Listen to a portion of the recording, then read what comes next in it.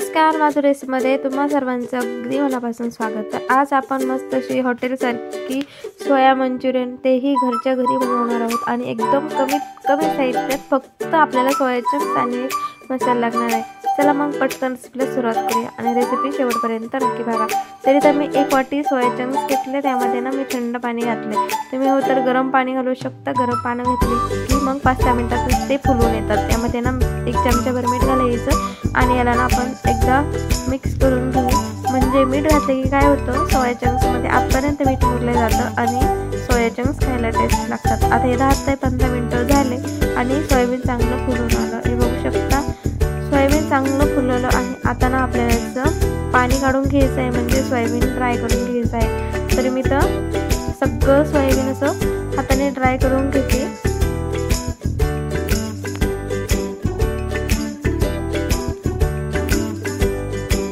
Soybean चांगलं dry करून घ्यायचं, म्हणजे काय होतं मग सोयाबीनला वडे तळताना एकदम कुरकुरीत वडे तयार होतात। जर त्यामध्ये पाणी जर राहिलं तर मग थोडंसं एकदम असे कुरकुरीत त्याचे चंक्स तयार होत नाही। तरी बघा आता सगळं सोयाबीन ड्राय केलंय। आता ना आपल्याकडला एक मसाला लागणार, तो म्हणजे अंबरीचा स्वाद कोल्हापुरी स्पेशल 65।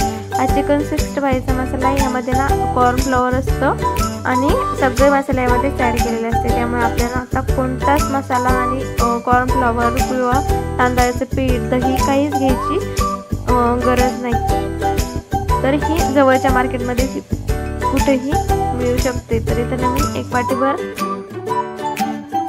मसाला घेतला। यामध्ये ना पाणी घालायचं आणि याला ना चांगलं असं मिक्स करून घ्यायचं। आता याचं छान असं मस्त स्मूथ बॅटर बनवून घ्यायचं।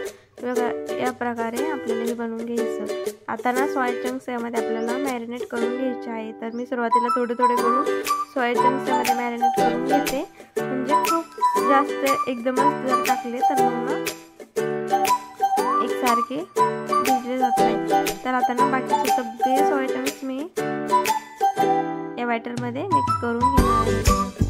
आता हे आपल्याला चांगलं मिक्स करून घ्यायचं। जर तुमच्याकडे जर ही अंबरीच्या मसाल्याची पुडी जर नसेल तर मग काय करायचं, 1 वाटी कॉर्नफ्लॉवर घ्यायचं, अर्धी वाटी त्यासाठी दही घ्यायचं पाण्याच्या ऐवजी आणि काश्मीरी लाल मिरच पावडर घ्यायचं, थोडंसं मीठ घालायचं आणि बटर थोडीशी कोथिंबीर घालू शकता। आता ना आपलं तेल चांगलं गरम झालंय आणि थोडंसं कमी मंदाचेवर आपल्याला हे सोया चंक्स आपल्याला तळून घ्यायचे।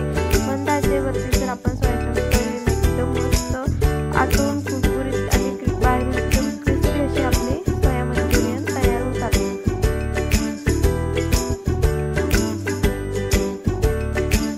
हॉटेलमध्ये स्टार्टरच्या नावाखाली हे सोया मंचुरियन खूप महाग विकतात। तर जर आपण घरीच जर सोया चंक्स आणले आणि जर घरच्या घरी बनवले तर मस्त असा पोटभरीचा सर्वांसाठी हा नाश्ता तयार होतो। आणि सोयाबीनमध्ये खूप जास्त प्रमाणात प्रोटीन असतं, मुलांसाठी खायला चांगलं असतं। त्यामुळे एकदा नक्की मुलांना खायला द्या, मुलांना तर खूप आवडतात। मुलं याला सोया लॉलीपॉप म्हणून सुद्धा खाऊ शकतात। आता मी ते सगळे सोया चंक्स हे करून घेणार आहे।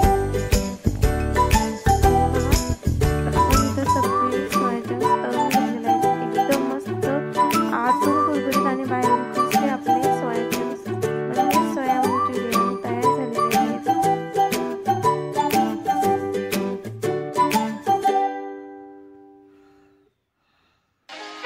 तर तयार झाले आपले मस्त असे घरच्या घरी सोया मंचुरियन। आवडले तर व्हिडिओला एक लाईक नक्की करा। चला पुन्हा भेटूया नवीन रेसिपीमध्ये। धन्यवाद।